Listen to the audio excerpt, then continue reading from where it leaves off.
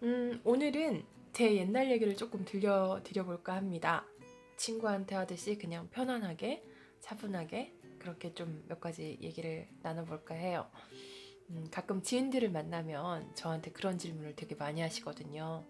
너는 어떻게 하다가 스페인 남자를 만나고 또 스페인 남자랑 결혼까지 하게 됐니? 이런 질문을 꽤 많이 받는 것 같아요. 왜냐면 제가 공부를 위해서 어디 유학을 스페인으로 다녀왔거나 아니면 외국 생활을 막 오래 했거나 그런 사람이 아니기 때문에도 아마 그럴 것 같고요. 아무리 요즘에 그 국제 결혼이 흔해졌다고 해도 그렇게 쉽게 국제 결혼을 하거나 할 수 있는 건 아니잖아요. 저는 10년 전에 스페인의 까미노 데 산티아고를 다녀왔어요. 10년 전까지만 해도 까미노 데 산티아고가 지금처럼 이렇게 그런 유명세를 타거나 하지 않았어요. 많이 가는 사람도 없었고, 심지어 까미노 데 산티아고 길에 대한 어떤 그런 개념을 알고 있는 분들도 많지 않았고요. 그런데 저는 10년 전에 우연찮게 파울로 코엘료에 대해서 소개하는 다큐를 본 적이 있었어요. 그때 그 다큐가 어떻게 보면 제 인생을 정말 송두리째 바꿔놓은 정말 최고의 다큐인 것 같거든요. 파울로 코엘료가 굉장히 젊었을 때 히피 문화가 굉장히 번성했던 그때 시대의 사람이잖아요. 돈도 한 푼 없이 걸어가면서 그 무전 여행을 했던 그 시기에 스페인에서 그렇게 여행을 한 거예요. 거기에서 굉장히 여러 사람들을 만나고 또 만났다가 헤어지고 서로 얘기하고 하면서 굉장히 많은 영감을 받고 거기에서 어떤 자기의 치유를 얻기도 하고 또 앞으로의 어떤 비전에 대해서 이제 나름대로 생각을 정리하게 되는 그런 시간을 가졌던 거죠.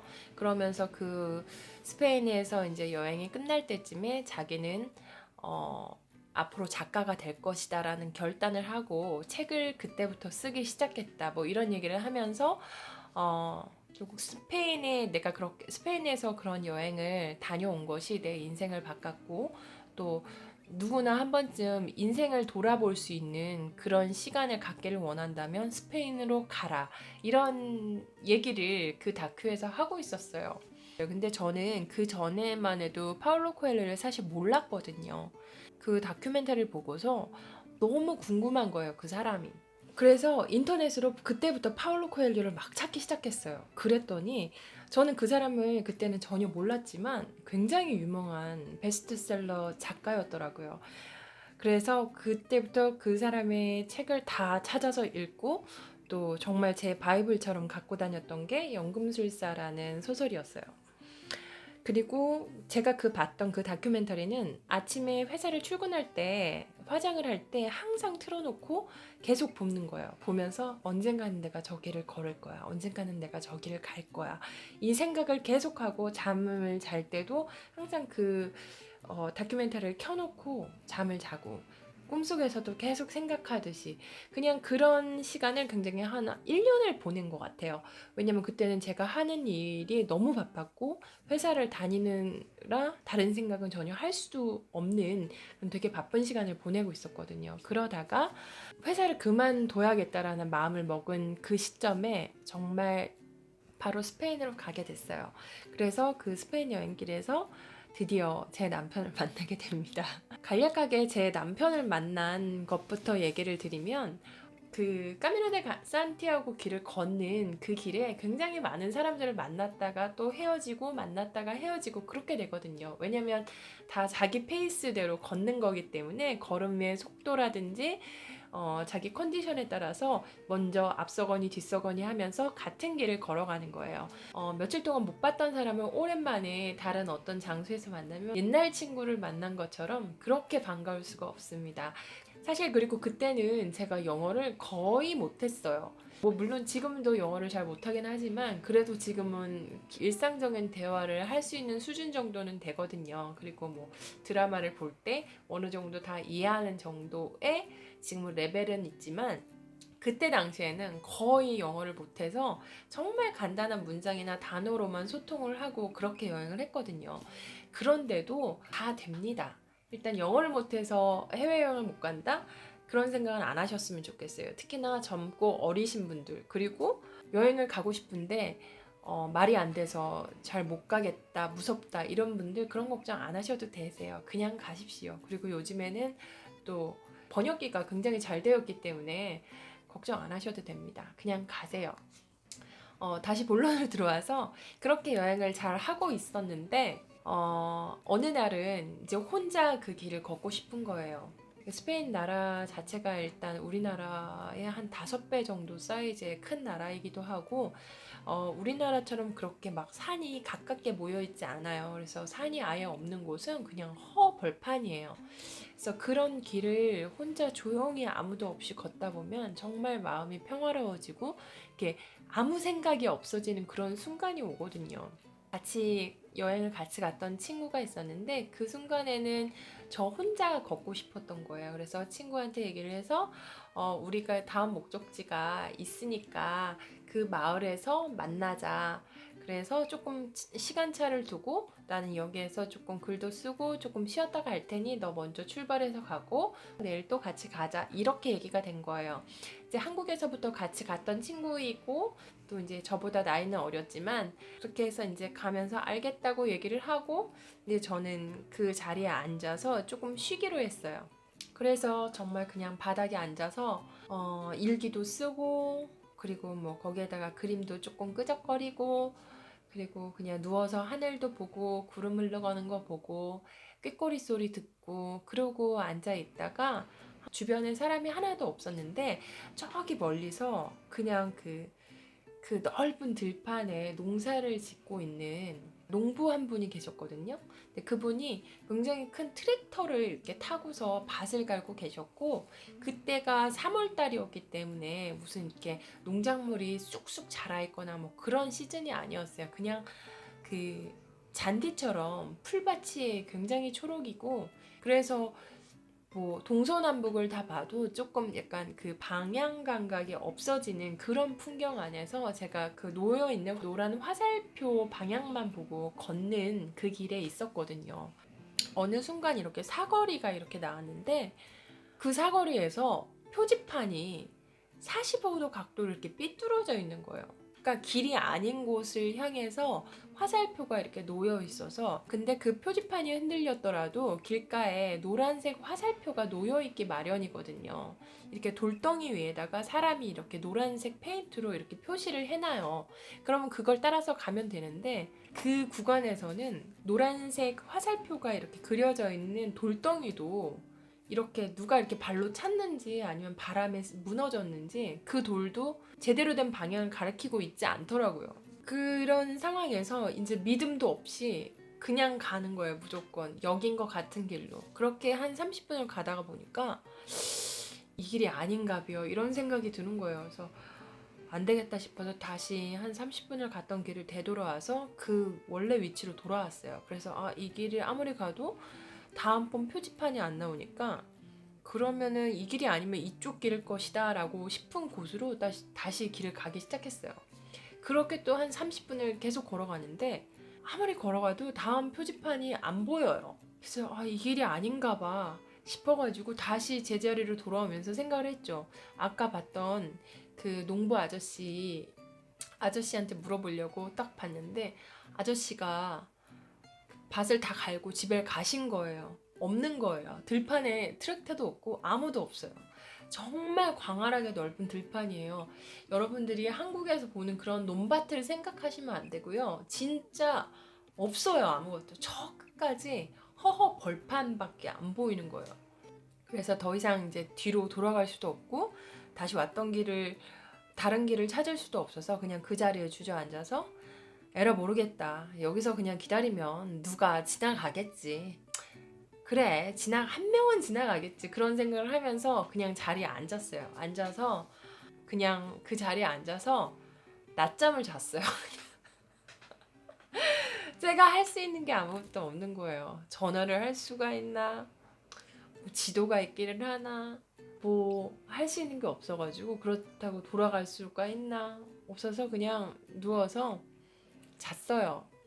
모자를 이렇게 내려 쓰고 그냥 제 배낭을 베고 길에서 이렇게 한참을 자고 아마 한 1시간은 잔 것 같아요. 약간 몸이 추워서 딱 일어났는데 이제 해가 뉘엿뉘엿 없어질랑 말랑 이런 느낌이 막 드는 거예요. 그리고 아까 들렸던 새소리가 안 들리고 이상한 풀벌레 소리들이 막 들리기 시작하는 거예요. 그때부터는 이제 좀 약간 마음에 무서움이, 두려움이 막 생기기 시작하는 거예요. 왜냐면 스페인의 해는요, 순식간에 사라져요. 아까까지만 해도 쨍쨍하게 빛나던 해가 잠깐 고개를 들려 딱 보면 캄캄한 밤이 돼 있는 그런 경험을 하기도 하거든요. 그리고 막 그때부터 상상을 하기 시작했죠. 헉, 여기 혹시 곰이 살진 않을까? 막 여우 같은 들짐승이 나오진 않을까?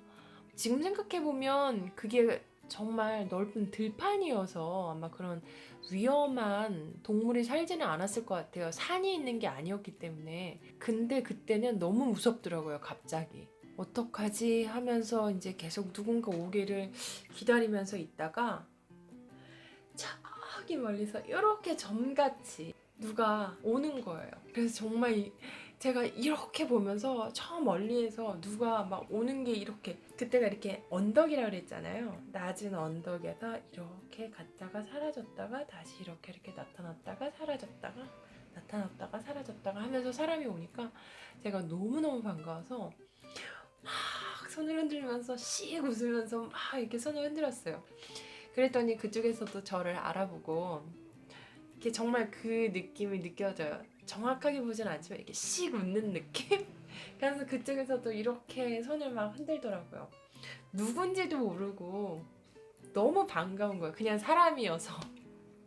그리고 저기 있는 표지판을 봤었는데 표지판이 이렇게 나 있어가지고 내가 길을 못 찾고 이쪽 가도 길이 없고 이쪽 가도 길이 없고 막 이러면서 막 그걸 막 손짓 발짓으로 막 다 설명을 했어요. 영어가 안 되니까.